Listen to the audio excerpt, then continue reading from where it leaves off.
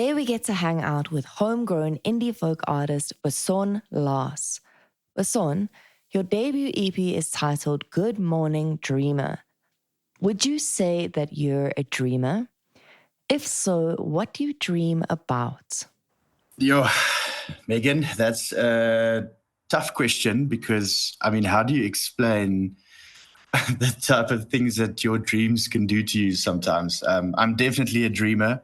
Actually a very vivid dreamer, but it's really a messy. It can get rough sometimes, or just very random. But yeah, I suppose that is why I called the EP dreamer, because I'm not just a vivid dreamer, but I'm also someone who are trying to fulfill a dream of making music. And yeah, I suppose that's where it comes from. Do you ever dream about music? Like, do you ever get some of your ideas from your dreams? So far, not yet, or not necessarily. So my first song that I ever released was called Tightly Bound, and it was based on sort of a vivid dream-like experience that I had years ago. But generally, I don't say that all my music are, influenced by my dreams as such. I do, however, dream of being on bigger stages, one day, and I dream of being surrounded by cool and very talented other musicians that hopefully will help me get to a place where I could just perform and travel the country and do what I love. So, when you talk about those sort of future goals of being on big stages, would you rather perform to a small crowd that knows you and your music, or to a big crowd that has never heard you before? I think, a bit of both, actually, because it's a massive difference to play for a smaller, intimate crowd. I love those really, really much. For example, I've recently seen a show at the Atterbury Theatre, and it just made me realize that, having a smaller, intimate crowd, you really have the ability, or the opportunity rather, the chance to tell your stories and, take it slow. It's not like a pumping set that you do at a festival, but of course they are, it's also fun playing at a festival. And well, I haven't had massive crowds up to date, but I can imagine that hearing the crowd singing your songs back, if it's thousands of people, I think there must be something very spectacular about that. And yeah, so I think it's two different shows and two different products, and hopefully, you aren't limited to just one of those. Would you say that it might be beneficial for independent musicians to develop two different sets, like maybe one for more intimate gigs and one for bigger stages that maybe appeals to the masses? Yeah, absolutely. As well as, longer sets where, because to be honest, I most of my performances, because I'm from Pretoria, and there are lots of wedding venues, around the area, and those are sometimes, corporate gigs and wedding gigs, or wedding canapé gigs, and even birthday parties and such are sometimes, most of the times, it's the type of shows that I play. So I can't just have, a set or a repertoire of maybe an hour, and a type of show that you do background music for usually, goes from 2 to 3 hours, and it's more subtle, and it's more, the people are, they are there because they're having a good time, but they also want to have a conversation with each other. And so it's a whole different show than, for example, playing at railways and maybe having your drummer with you and, lifting the vibe a little. But it's fun. It's really, it's nice to have different vibes and different types of performances. It keeps you on your toes. So, when you're going for different types of gigs, like you said, corporates, weddings, do you try and tailor your set towards that? Maybe by including certain covers? Mm. And when do you try and sneak in some of your originals? Sometimes I think I'd like to break the ice with an original, just because it's, for most of the part, an unknown song to the listeners, and it helps me ease into to I don't know, like your first couple of songs, you're still tweaking on the sound a little, and best to just do the songs that you're most comfortable with, I suppose. But I definitely play, my set, or the covers that I play, are usually also very chilled. It's I'd say mainly acoustic driven, very finger picking style, very, chilled background music. And I love to include songs like, songs from Coldplay, or well, I don't want to, like, there are so many.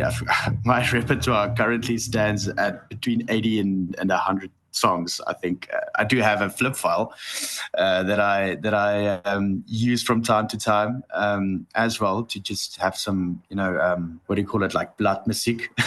But yeah, I think it's nice to have chilled songs as well, like I said earlier, because people still have, they want to have a conversation. It's not about me going for a show at, playing my favorite show, or the pumping show at, a 70th birthday. That wouldn't work at all. But I usually begin and end with my own songs, and then somewhere in the middle, I try to throw in some of the songs that I've written that I haven't recorded yet, just to sort of see how the people react to that. It's always fun to see if someone is stomping a foot, or you can see someone is keeping the beat with you, and then okay, the song is I'm onto something, I suppose.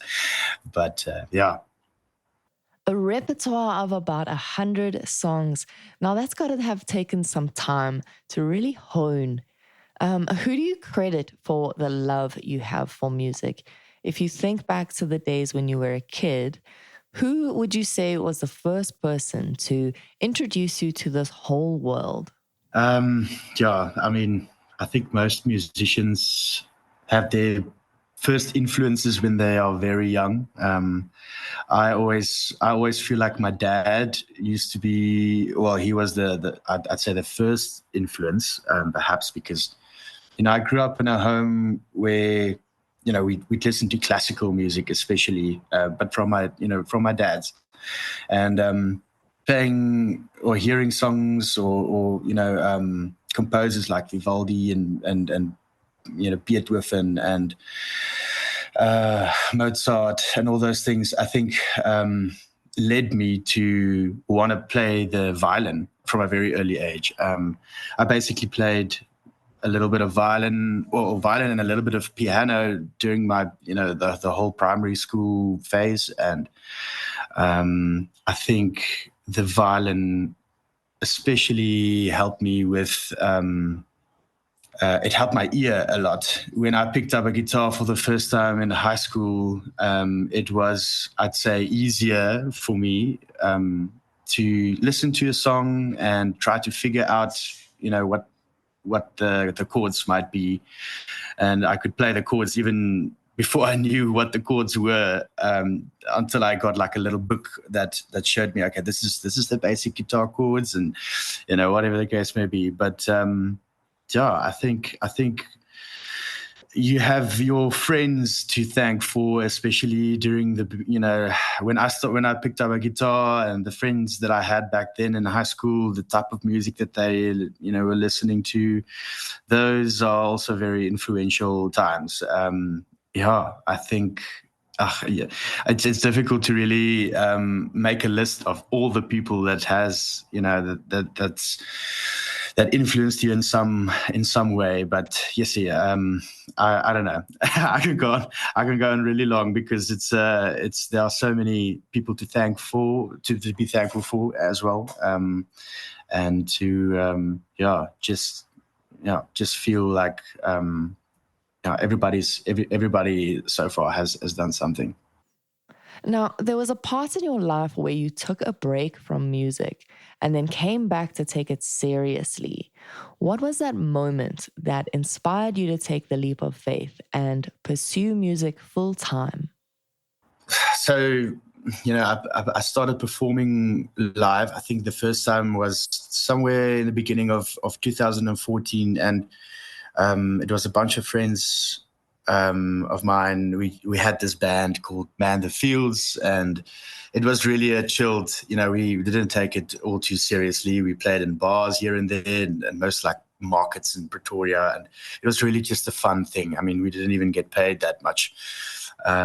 It was just sort of where just started getting a glimpse of how it is performing live, and to to realize that there's nothing really too glamorous about being a musician sometimes, because you have to drive everywhere and you have to set up and you have to have your own gear and you have to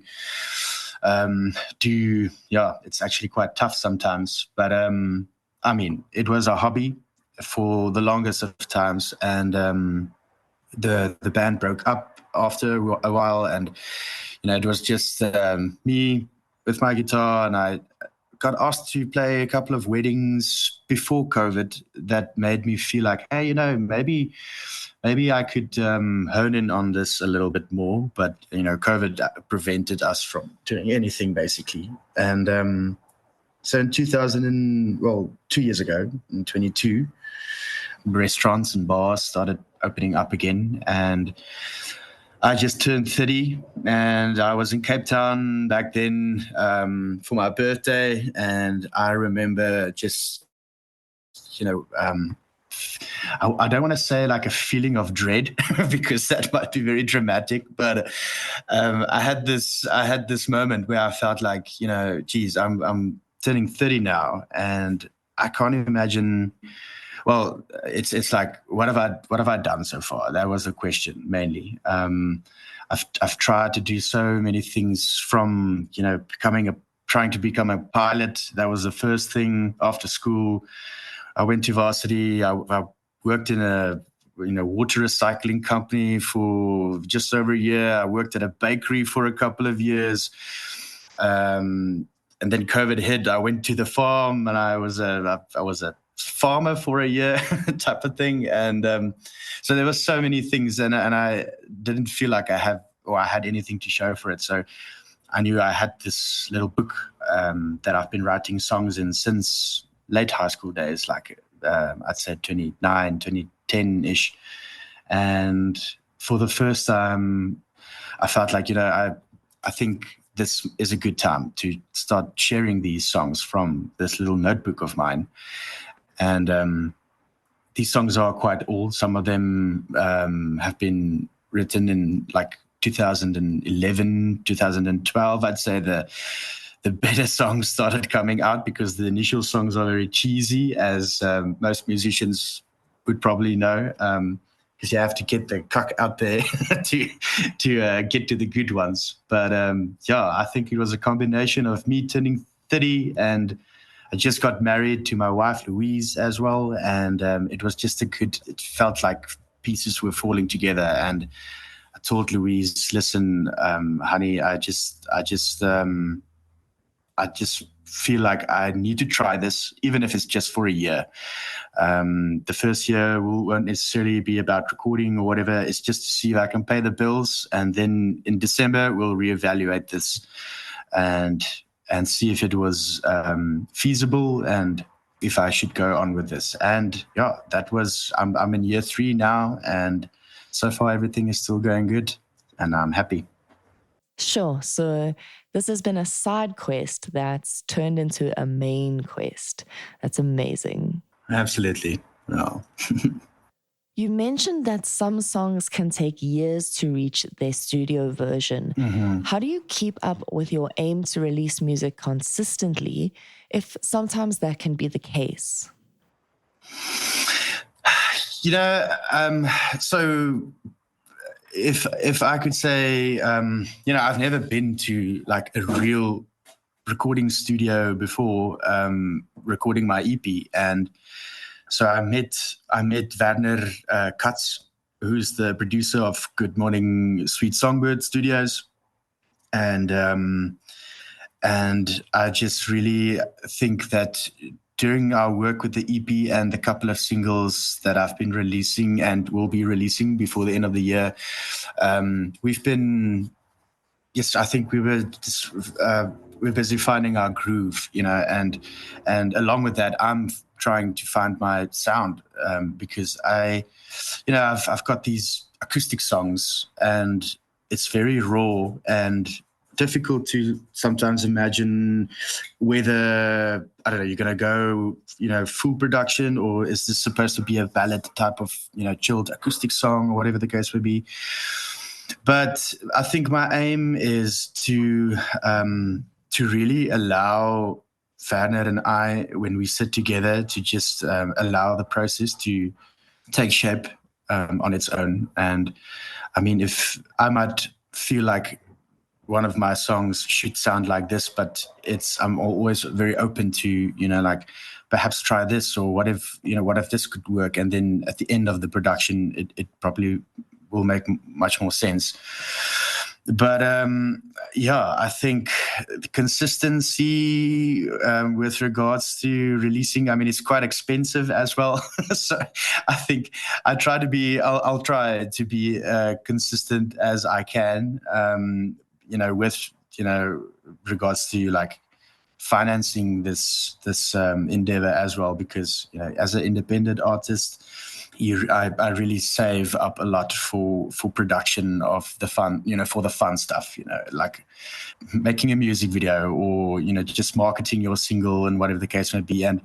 And each process or each song that I release, I learn a lot from the industry and from people, and you make friends and you gather contacts, and I think everything will grow into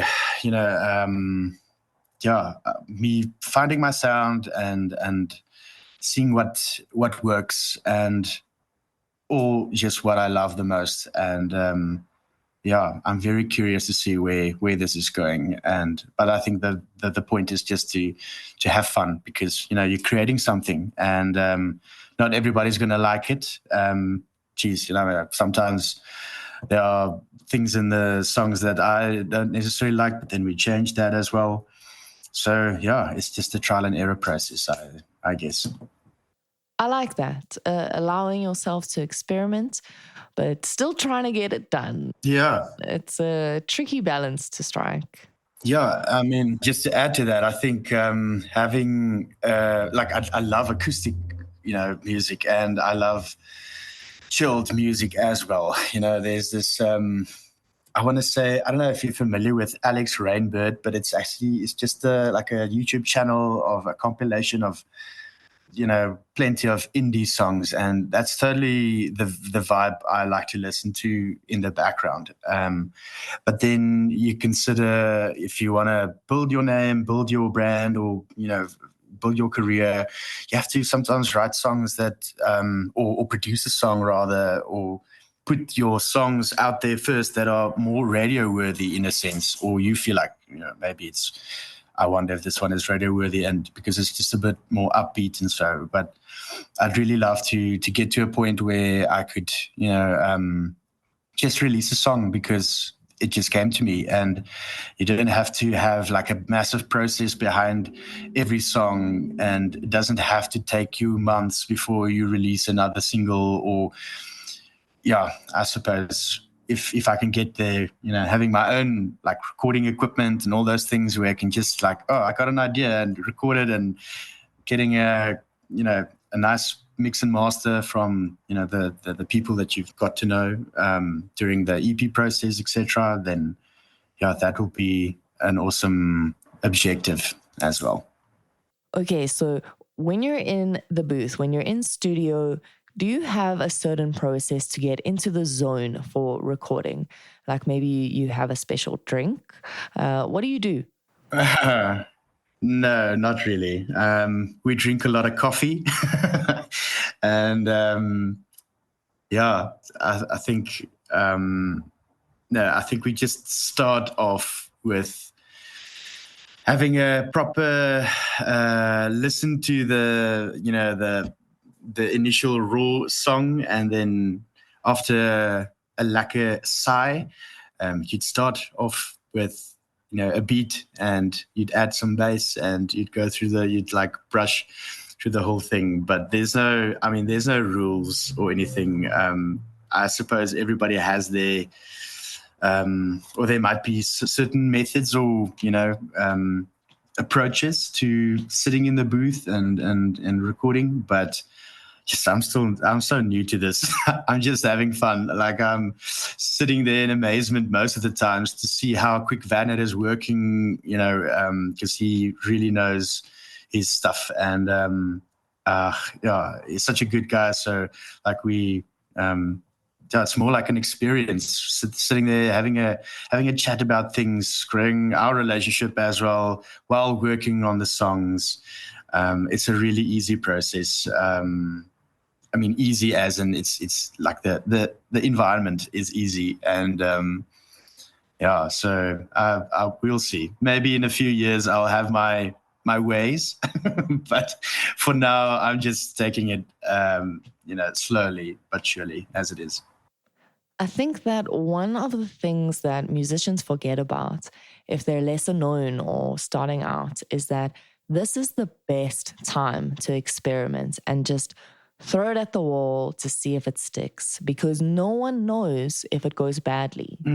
So try to appreciate the time when you're not known before everyone has eyes and ears on you, because you can do whatever you want. You could come out with a drum and bass track tomorrow. No one will be mad, and it might be the best thing you ever make.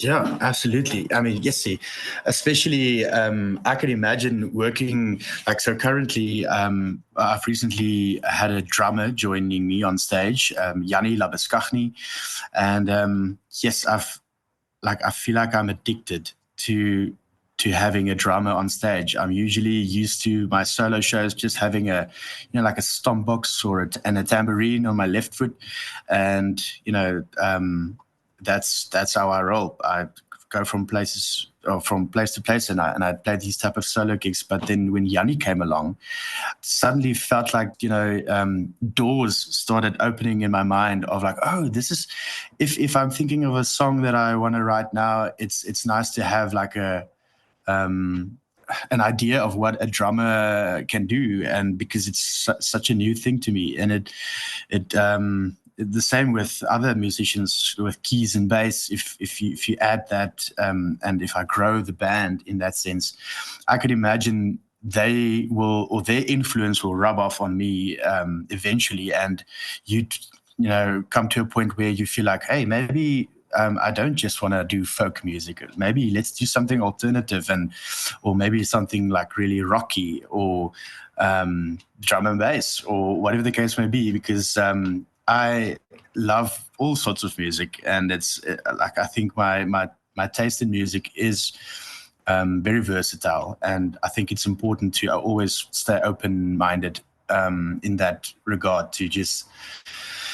Yeah, if you feel inspired for doing a drum and bass thing, for example, then give it a go and see where this goes, because you never know, who might really like that and discover your other music that's also, that they will also be fond of, or whatever. I think it's nice to be really versatile. So I think, I hope I could, I will be able to achieve that one day. Not just be a folk, like folk alternative. I'm not even sure what my genre is currently, to be honest. But I think growth is the most important thing. Otherwise, I don't know. I'm just afraid to feel like stuck in a slump, and always doing the same thing. So this band will allow you to not only explore different elements in the music that you want to make, but you've noted that they will allow you to take on festival slots. Absolutely. Which local festivals would you love to perform at? Sure. All of them, Megan, as soon as possible. But yeah, I mean, like close to us, it's, you get your milli pop in your splashy fins, or that's like more closer to you guys. But I'd love to play up the creek one day. That's in the Western Cape. I mean, I've never played any other music festival except for Misty Waters in Secunda a couple of times, and yeah, I think that's hopefully just the beginning. The band, you're right, the band has really, I think it'll enable me to pitch myself for these type of music festivals in the future. And so far, Yanni and I, with just the two of us, so it's basically just guitar and drums, but we've been working on a lacquer set for festivals, and I think by the time any bassist or keys or whatever can join us, I think that'll be much easier for them. And someone once told me that a band is just as good as their drummer, and that's why I feel like I need to pay more attention, or pay more attention to having Yanni really like on top of things. And he's a very tight drummer, and I can't wait for us to travel to all these places and do the festivals. I mean, even if it doesn't pay much, I'm not really sure. I think doing the festivals is more about the fun, and yeah, you get the exposure as well, and you build your name and etc. But I think that'll be the main goal. Trying to go like the whole of being a regional artist route is to play at these festivals and giving the folks a vibe. Nice. I think it would be cool if you could like plan a tour that links up all these festivals as main spots on the map and then add music venues along the way. In your experience with local venues, which ones are the most musician friendly? It's every restaurant has their vibe, really. I think the most musician friendly restaurants are probably the ones where I said, they're like, hey, listen, we need a singer, or let's rather say they do this more often than others, and so they're used to having live music, and they just allow you to set up anywhere you like and play through your repertoire, and day after they somehow book you for another date. There are many restaurants in the Gauteng area that does that, and I haven't even played maybe like a tenth of all the restaurants. Well, if I know there's a restaurant that I haven't played it, I know that I keep that in my back pocket for one day, and don't want to rush to all the restaurants at once. But I'd say the most musician friendly restaurants are the ones that can afford your budget first of all, and are just keen on having you perhaps like once or twice a month. So ideally a residential slot. Yeah, definitely. I mean, because then you're a local, and then it's like this is your place. This is where you usually showcase your music, and restaurants. It's a nice gig because most of the times they don't have the same clientele, and so even if I do play at the same ones, most of the time it's always, well, most of the times different people. But I think that's like I said earlier as well. That's just where the money's at. If you want to fund this whole endeavor, those aren't necessarily the best type of gigs to play. As you're always more into, being on a lineup with a couple of other local acts, or maybe even a bigger name. And having proper sound, and then inviting your band along, because those are the fun type of gigs to play in any regard. And then if we're looking at the crowd, who is this music for? Like, if you picture your perfect crowd, what kind of people are there? I'd say people, sure, that's a tough one, eh? I mean, I suppose it is because it's a very chilled vibe and folky. And I think most of my songs, even the ones that aren't out yet, are very lyric driven. So I would really love a crowd that, can sit down and listen to the lyrics and or pay attention to the song. I mean, the music is first and foremost I'd say the attraction. It gets you like, ooh, I want to listen to this. But then the lyrics, they keep on reminding you about, what you've listened to and how it made you feel. But theater type of shows, those the type of crowd or the type of people that love theater type of shows, I think would be my go-to crowd in the future.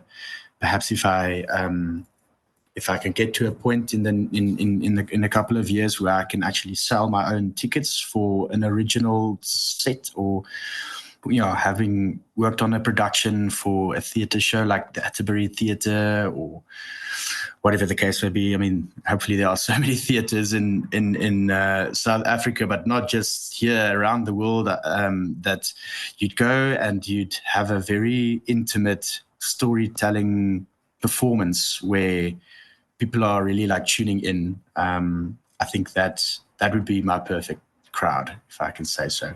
There's this one place in the Midlands area. It's called Myth or Music in the Hills.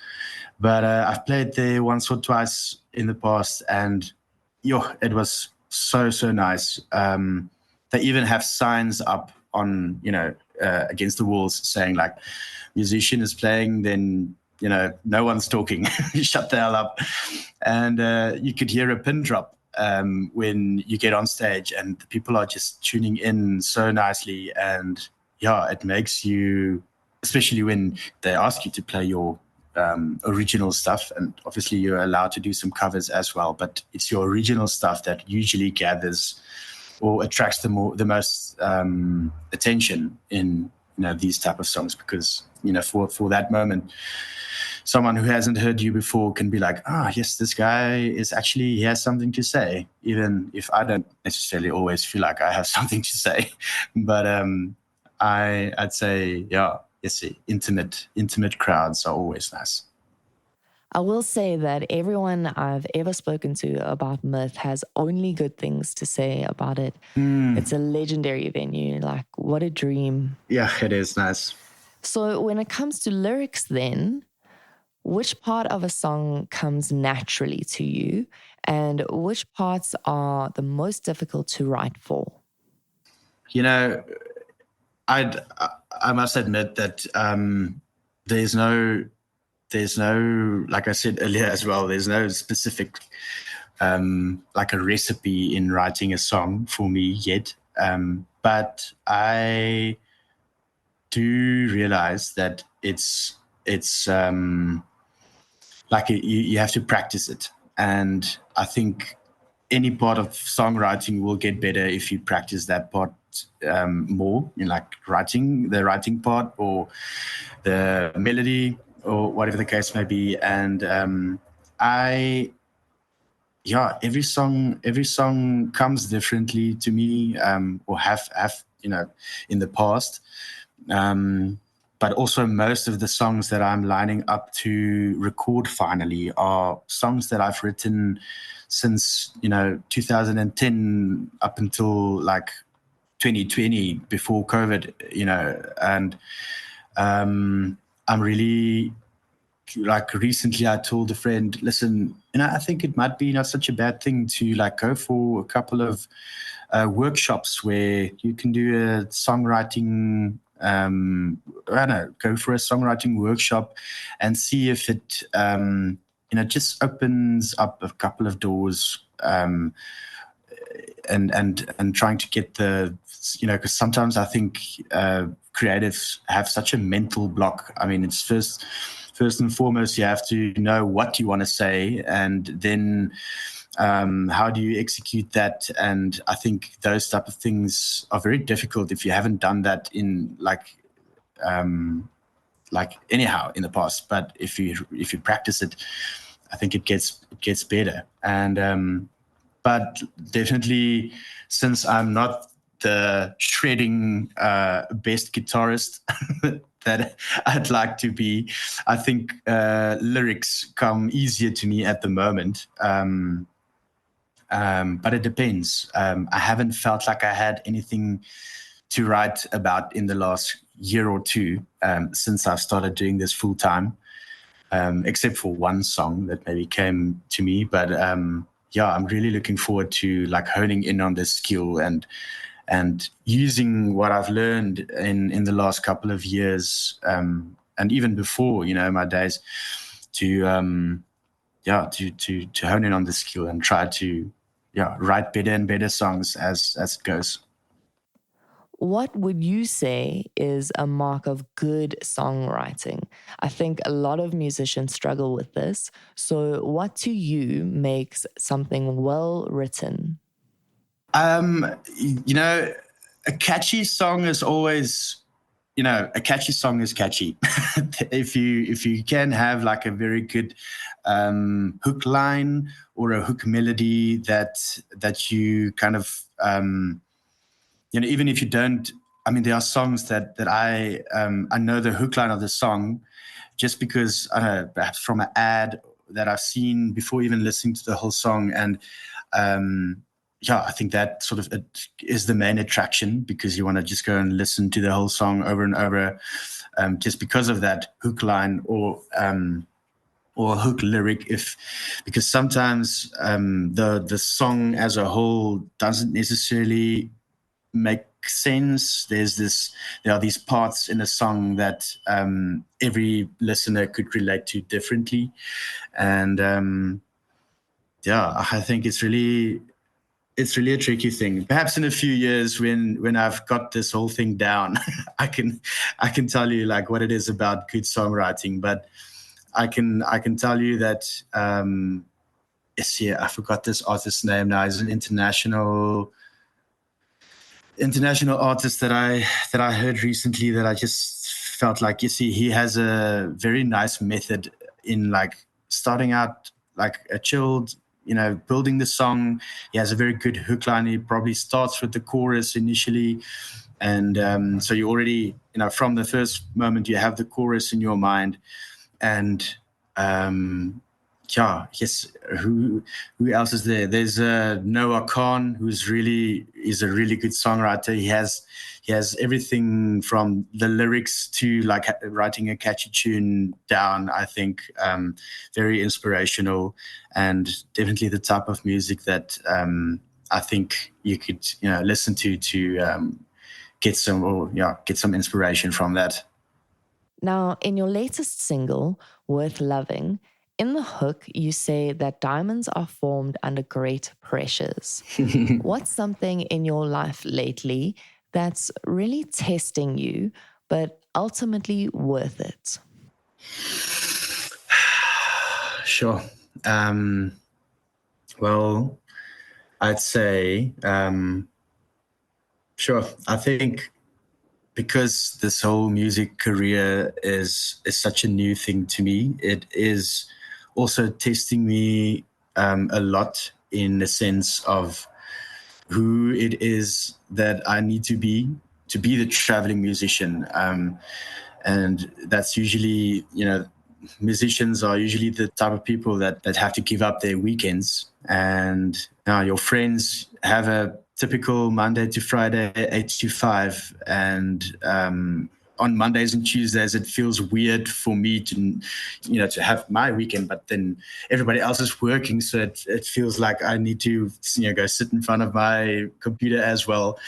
But then weekends, everybody is relaxing and going to social events and having a braai, and then I have to be at a show somewhere, which is a pity, but also like I don't mind that too much. But then there's a point where it is like, I feel like I'm missing out a little sometimes, So I try to, like, for example, tonight I'll play my gig from 5 to 7 ish, and then I'm going to join a friend for his birthday afterwards. And it's probably going to be a late night. But yeah, if you want to have a balance and try and do both, then yeah, I think you just have to put your mind to it. I think that works well with the themes of Worth Loving because you say that it's not necessarily a romantic love song. There are other forms of love that you're talking about. And now you've just mentioned that friendship is important and it's difficult to balance when we have only 24 hours in a day. So tell me more about those layers in Worth Loving. So I remember the first lyrics of Worth Loving. Well, let's rather say the chorus part where it says, because you're worth loving too. It initially was, I'm worth loving too, because the initial verse started out with being a bit more of a self-love type of song. I mean, like, I remember coming from Hatfield Square that night, a little bit of wasted, and I just felt like inspiration struck, and I took out my notebook and I sat on the kitchen floor and I started writing these lyrics down. But it was more of a, am I good enough? Am I loved by people, et cetera, et cetera. But then I can't, lay my finger on it, but it like how a song changes sometimes over years. And at some point, I felt like maybe it's better to say like you're worth loving, to rather talk to the audience and involve, a little romantic side of it as well. In the second verses that it's, or the later verses that it says, there's this girl that you see, or it's like when I'm around you I want to cheat death. Suddenly it's a little bit more relatable to someone having this need for a relationship, but then wondering if they are good enough, but then they come to the conclusion, no, they are good enough. And it's sort of like me telling them, you are good enough. I don't know if that makes sense. It's a massive deurmekaar spel, but this song really changed so much in the last decade, because I wrote this song in 2011 and we first started performing it in 2014 with the whole Manda Fields endeavor. And it used to have so many different rhythm beats or vibes to it that, yeah, it's actually crazy how the song, the melody itself also changed. But not all songs have so many layers. It's sometimes you get to a song that's really like, oh, you've written this song in like an hour and you feel like it's done, and then other ones take years. But it's also, like I said earlier as well, like I only got to record these songs pretty recently, so it's really nice for me to be able to have these songs come such a long way and have so many layers. Do you think that a song has a final version? Or do you think that it maybe has a core essence and then many versions? Because, I mean, you could have the studio version and then make many changes when you play it live. Yeah, absolutely. But do you see one as like the original, the primary A file? I think the most raw version of the song would probably be the A file, in a sense.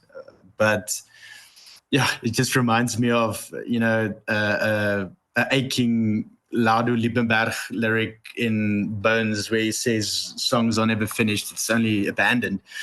And I think that's very true. It is, by the way, a Picasso line as well. I think he says that about artwork. It's never finished; it's only abandoned. But I would love to change up songs as much as you can. I mean, a song's never done really. Like you've done this version in studio that's perhaps really produced and it has it's a nice kicker. But then if you also tone it down with acoustic version and perhaps just having like a brush like brushes on the percussion, or even if you want to jazzify it. I've seen a show the other day where this folk artist played with a bunch of really good jazz artists, and they made one of his songs like in a jazz version, which was really cool. So I think it's really up to the moment and who you are performing with, because of course I'm not a jazz artist, but I think I could pull it off if I have the right people surrounding me. But yeah, a song is just a song, and how you perform it in the moment is actually, I think, the special part, because it's not always 100% the same. It's all about how you feel in the moment as well. One thing that can solidify a version of a song is its music video. You've put a few out, and so far, what I've noticed is that there's sort of a narrative through line between Guardian Angel and Tightly Bound. Mm-hmm. I'm wondering, is that connection purely on the visual level, or did you like write them together? So that's an interesting question, because I had the idea for Tightly Bound's music video first. I grew up on a farm where I had a lot of friends that we, like, when I came from school, I just want to go outside and, play with my friends, play some soccer or cricket or Cowboys and Crooks, or even just take, a vip, like to catch birds in. I don't know what the English is for that, but we'd go into the bush and or to the dam. Growing up on a farm, there are so many places you can go to, and it's like a sense of freedom. But I remember those days of playing with my friends so well. And when I recorded Tightly Bound, I felt like, hey, this could be a cool visual story about, this little boy playing with his friends, going out and about, because it was similar to, like, over weekends, I'd wake up and I'd be like, hey, I just need to go and grab my fellies and go out, and I'll meet my friends somewhere in the bush. And like I had that story in mind of, the three kids running around playing, and the visuals of it just being boys having fun, playing with sticks. And at the end of the video, they were supposed to, like, just stare out over the sunset. And so we gathered, ideas for how we're going to, try and pull this off. And we said, like, listen, but what if we do, because I wanted to do a music video for Guardian Angel as well, but Guardian Angel is a quite long song. It has a very long intro, that on Spotify and Apple Music, we split the intro from the song, but on the music video on YouTube, it's actually the whole thing. But I remember we sitting down discussing, like, what if, we could combine two music videos together and say, like, having the one join or, like, relate to the other one in a sense. And that's where the whole idea of let's have the boys play in the one video, but then in the first video or the first song, you'd have this guy driving in his Mercedes. He'd look like a typical bachelor, and something is bothering him, but you don't really know what. But he goes to this place.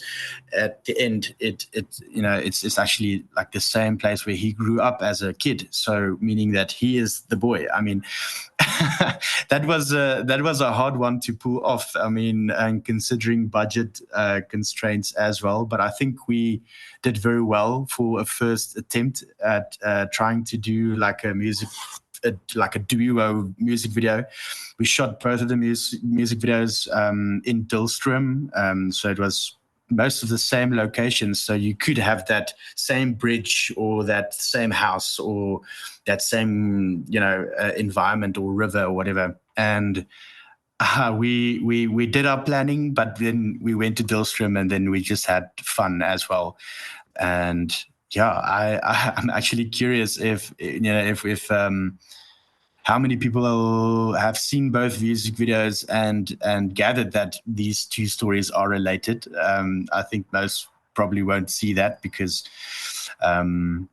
it's tough to try and pull something like that together if you are constrained on a budget, etc.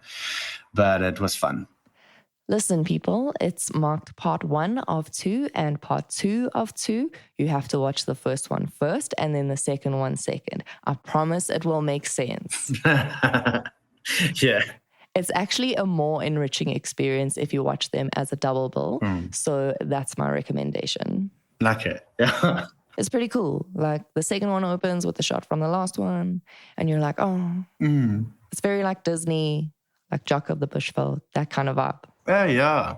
Yeah, I mean, the Tightly Bound is a fun song, and Guardian Angel is a little bit more serious.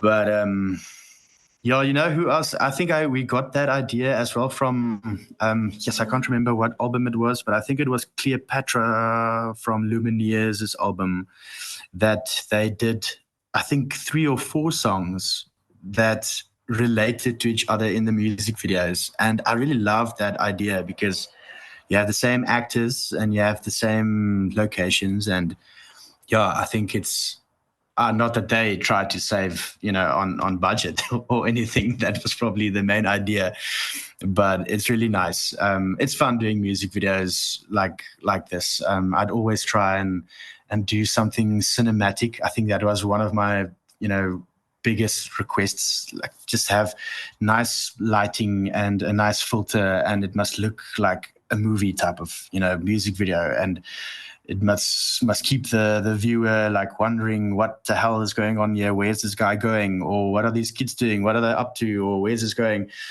Instead of just being like a live performance of the song, which is also great and which I'd love to do in the future.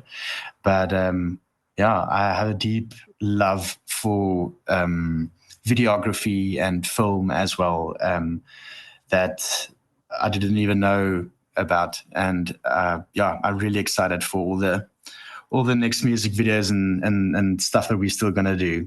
Hopefully we've got some gems coming up. Speaking of future gems, your next single is coming out in November. What are we allowed to know? Well, the song is called Smile.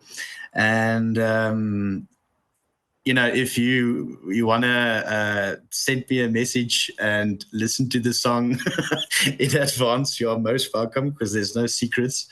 But we're just waiting for sort of the whole Worth Loving song that recently came out, have its time in, I want to say the limelight, not that it's really a limelight, but before we submit a new song to radios and other stations, that is. But Smile is going to be a little bit more of a rocky song, I'd say, and it has a nice twist in the middle where it becomes way like more upbeat. Very fun song I've been working on, and I'm very excited about this. So these are my 2 singles for the year, Worth Loving and Smile, coming in November. I don't have a date for Smile in November yet, but I was wondering actually whether I'd maybe go for the 5th of November because it's a Tuesday, and I've released my EP and previous singles like on Fridays mostly, and I just want to try something a little bit different, releasing a song early in the week so it can already be listened to a couple of times by Friday when you get to the whole Spotify, new Friday song, what's that, new release Friday, etc. Because I feel like if you release a song on Friday, you sometimes miss out on that initially until the next week, and then your song gets a little, streaming bump. But I'm just gonna, like I said, I sometimes I'm not really sure what I'm doing, but I'm just trying to.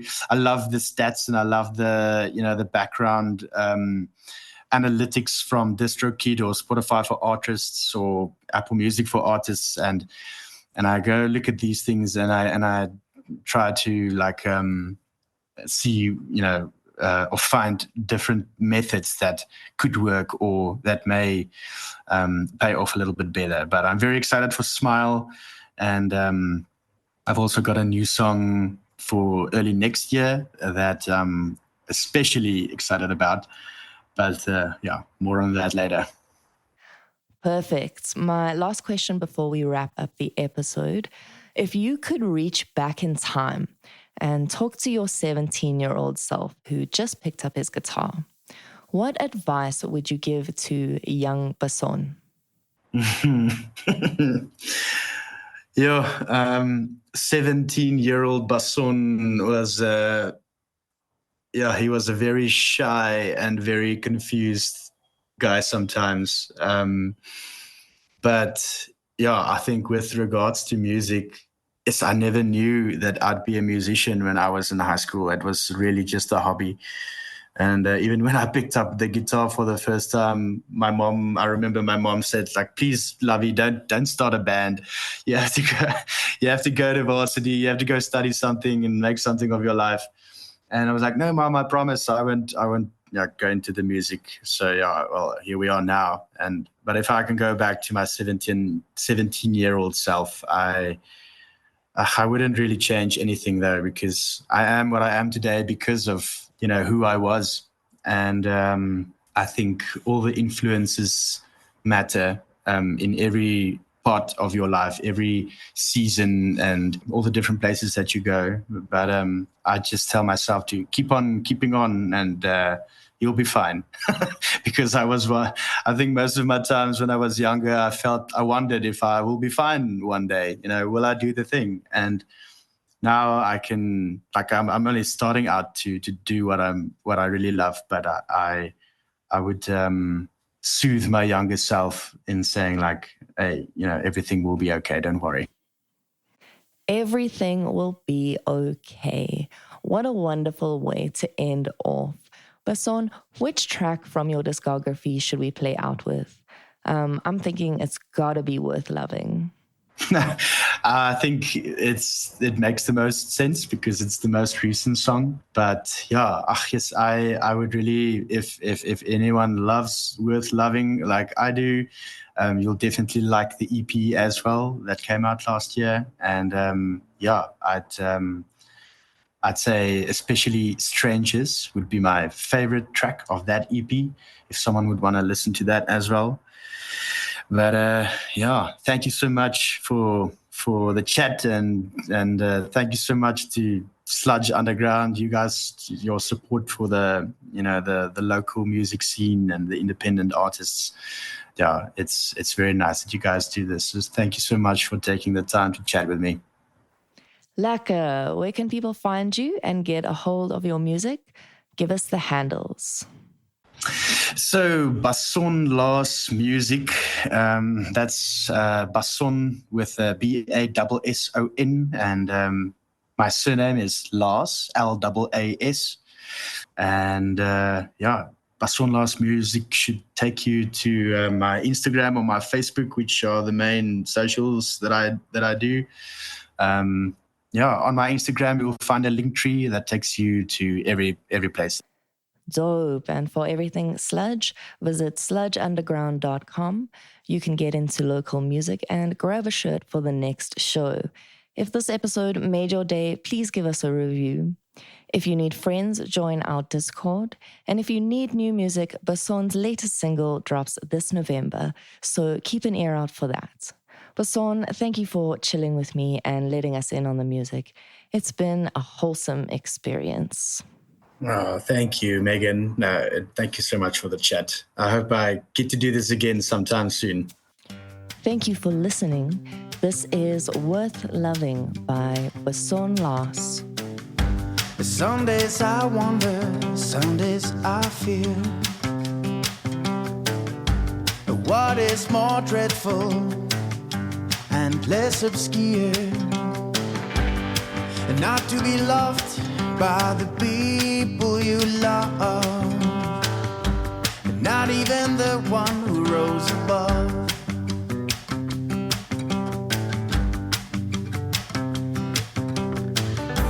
The winter's again settling in,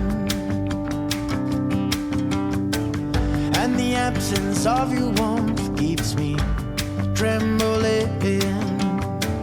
I can even remember the last time I got to hold someone I hold dear, and someone who knows my soul. I know I'm a little rough around the edges, but they say the diamonds are formed under great pressures. And if you give me a chance, no judging in advance, so I'll look into your eyes, honey, and tell you no more lies. Together we can grow old. My love will just be twofold. If one star shows my love, then look into the midnight sky. 'Cause you're worth loving too.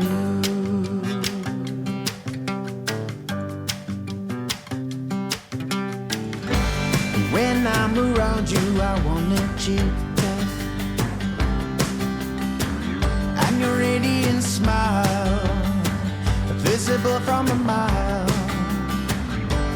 Sometimes makes me feel that I've known you for years, and the days of darkness suddenly become clearer.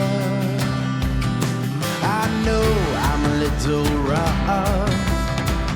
rough around the edges, but they say the diamonds are formed under great pressures. And if you give me a chance, no judging in advance, so I'll look into your eyes, honey, and tell you no more lies. Together we can grow old. My love will just be twofold. If one star shows my love, then look into the midnight sky.